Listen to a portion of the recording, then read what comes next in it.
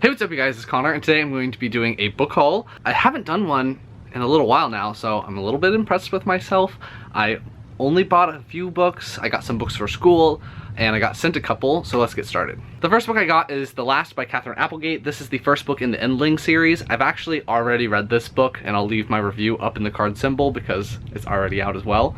This one follows a character named Bix. She's the last of her kind, and she's trying to find out if she's actually the last of her kind or not. She also travels with a bunch of other characters and they go around the world and get in tons of trouble. Each character has one thing that they're kind of looking for. Bix is trying to find a home and trying to find more of her kind. Tobble, which is this little wabbit here, is trying to find his courage, to prove his courage. Kara is trying to kind of make more connection, have a bigger heart, that kind of thing. There's a couple of other characters that also join their motley crew. It is illustrated, but there's one picture per part, so it's not a ton of illustrations, but the illustrations that are in there are great. Can't say that I'm excited to read it because I've already read it. Next, I bought Born by Jeff Vandermeer. This was one of the books nominated for the BookTube SFF Awards in the science fiction category, and my hold at the library was over and someone else already had it, so had to physically buy it and read it. This one follows a character named Rachel. She's living in a post-apocalyptic city that has been taken over by this giant flying bear named Mord, and Mord basically destroys everything, but is so huge that things live on his fur, like it's almost its own environment, its own sub-ecosystem, and Rachel will go up onto Born and scavenge for food and for supplies. At the beginning of the book, she finds this like squishy blob and she brings it home and names it Born, and then Born starts to grow and become more intelligent. It follows Rachel and Born as Rachel has this weird motherhood relationship with Born. This is a part of the weird science fiction subgenre that has become more and more popular. I've already read this one as well. There's a video where I think I talk about Born and The Last in it, so I'll leave that linked up at the card symbol as well as down below, and you can check out all the thoughts and feelings. I then picked up Searcy by Madeline Miller. This is the same author who wrote The Song of Achilles, which I read last year, I believe, and really loved. This one is about Searcy, who is a very infamous witch in Greek mythology. She's the daughter of the sun titan Helios, or Ilios, and in Greek mythology she gets wronged and wrongs other people, and it's just a huge mess, basically. I've heard mixed things about this. I've heard people that have really enjoyed it just as much as The Song of Achilles. I've heard people that didn't, so I'll be interested to see which side of the fence that I fall on. And I love Greek mythology, so hopefully I'll be reading this one at some point in the next few months. We'll see. I got sent this package from Tor. In here is The Faded Sky by Mary Robinette Kowal. This is the second book in this duology that she wrote. This is an advanced reading copy and it comes out in August. The first book is The Calculating Stars. This one follows this woman that wants to become the first female astronaut, I believe. It just follows her on that journey. This is set in a post-apocalyptic world though, where a meteor has decimated the human population. And it just follows Elma's drive to become the first lady astronaut. And then this one obviously continues her story. I've actually heard amazing things about The Calculating Stars from Rachel from Colonnati. Whenever she recommends science fiction, I'm like, oh, that's gotta be good. We'll see. But this one comes out in August. Next, I was sent this by Bloomsbury. Obviously it has the cover on the front, but I'm gonna open it.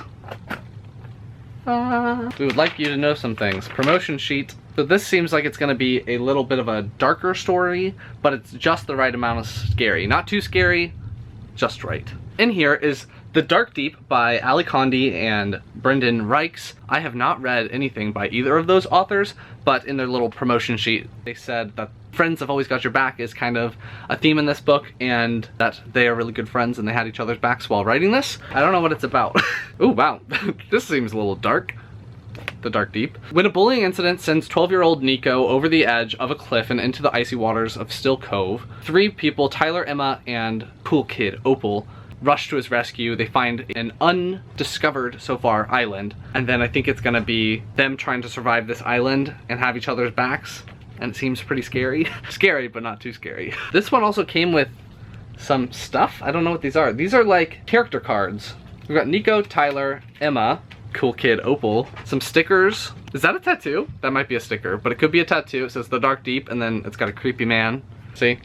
That's scary. Then we've got Logan, The Dark Deep, so I guess that's a character, and then the thing in a jar. So this actually seems really fun. I'll let you guys know what I think when I do get to it.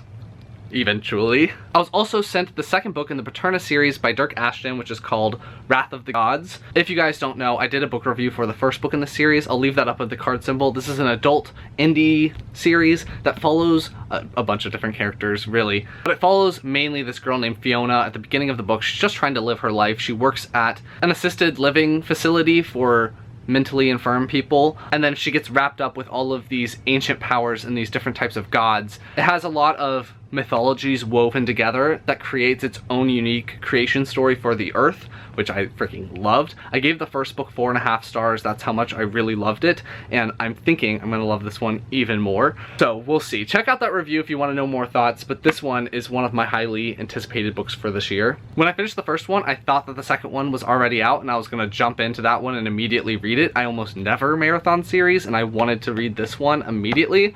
It wasn't out at the time, but now it is, and now I can get to it. I also got, for myself, a copy of Red Sister by Mark Lawrence. I actually wanted to get the American cover because I have the American covers of a couple of his other books. I can't find the hardcover anywhere. Like, it is so hard to find. So I ended up going to the book depository and ordering the UK cover, which I actually really enjoy as well. This one follows this character named Nona. At the beginning of the book, she's about to be hanged because she attacked a very powerful family. Well, the son of a very powerful family. But instead, she's rescued by a nun, and she's taken to this nunnery where they're trained to become assassins or just regular nuns. It's a grimdark fantasy, so there are some really dark, gritty things that happen. There are some child abuse scenes. There are some gruesome deaths. There is a gruesome death of an animal, which I know really put off Rachel from the book. She couldn't finish it after that.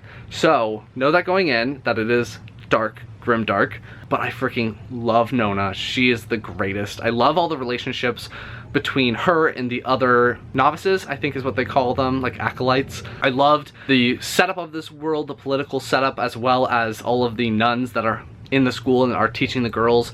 There are some female-female relationships. Yeah, I love this book, and I really want to read Grey Sister, but now I gotta get the UK version so that they match in size, because they're not the same size. Like, here is one of his other books, and it's oh so very slightly smaller, which I don't mind between two different series, but I would hate it all in one series. So gonna have to get the UK edition.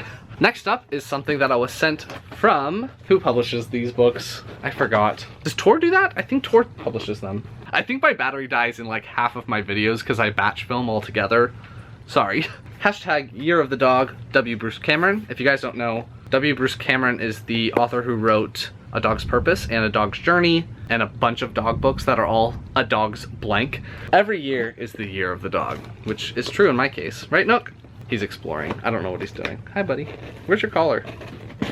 Ah! 2 new reads in stores now by W. Bruce Cameron. Okay, so the first thing in here is a leash. On here it says, every year is the year of my dog, over and over again. I could see using this for a small dog. I don't think it'll work for Nook, but thank you. I'll keep this in reserve because I find stray dogs all the time. It is so weird.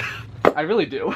Next up in here, it looks like one of those portable water bowls that fold up really nice and then pop out. Collapsible pet bowl.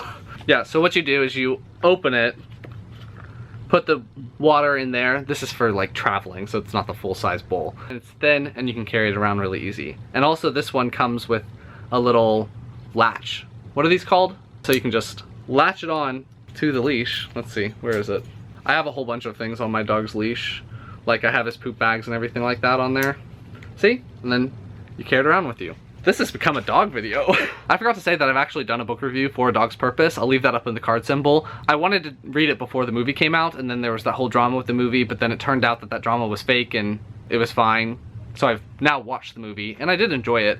The book and the movie are pretty different, so you might want to experience both. In here, they included the 2 new releases for the year. This is A Dog's Way Home. So I guess they're making this one into a movie as well, which is amazing. I don't know where this is on his scale, if this is a completely different story, if this is the same dog from A Dog's Purpose. So I'll have to see where this fits because I don't want to spoil myself. The next book I need to read is A Dog's Journey, but this one is going to be a movie, so awesome. And then they also sent me Max's story, which is somewhere on that scale. Ellie's story, Bailey's story, and Molly's story. Those are all characters that I think a dog's purpose is. Like, I think those are each of his lives, but told individually and maybe for a younger audience. Yeah, these are middle grade versions of them, but I really did enjoy A Dog's Purpose, so I'm looking forward to these. Then it has a note that says, "We hope you enjoy it.